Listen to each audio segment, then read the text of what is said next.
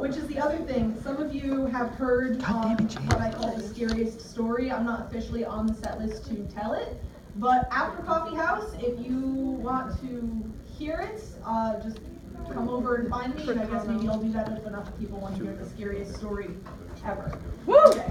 So anyway, this is a poem about the graveyard out behind City Hall in my hometown of Beacon, right across the river. And this is a real place. This is an actual place that exists. Behind City Hall, there is the oldest graveyard in town, and the graveyard has fallen into such miscare that the crypts are actually broken open, and the skeletons are actually just out in the open air.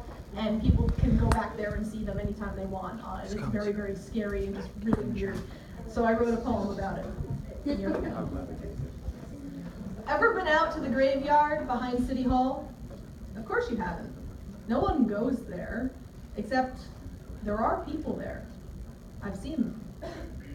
They're in stone houses all crumbled with time, ruined by rains and 100 years of winter. They shouldn't have built them in the hill. Their floors are flooded, the walls sag and crack, and the roofs caved in a decade ago.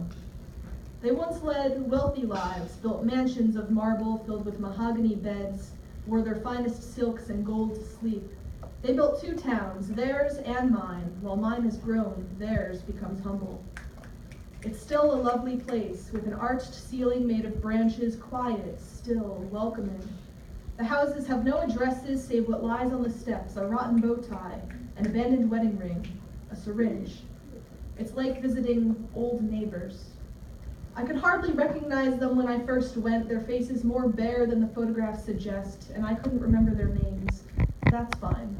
We didn't speak to one another, just smiled. They all smiled. Smiled under blankets of autumn, forgotten and rotting. They have been living in their cellars.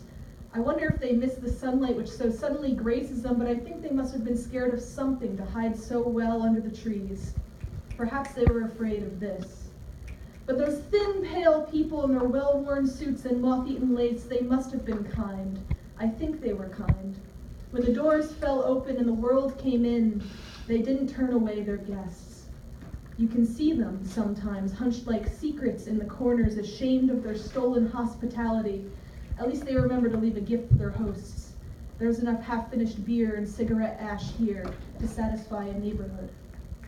This is where they congregate, the ghosts that linger along Main Street and behind the factories. The empty-eyed, the skin and bones, they are grotesque, their faces haunting. The living won't look them in the eye. The living are too cold, too heartless, so the dead have to take companions with the dead. That's why they go there, behind City Hall. No one living goes there, but there are people there. I've seen them. Thank you guys very much.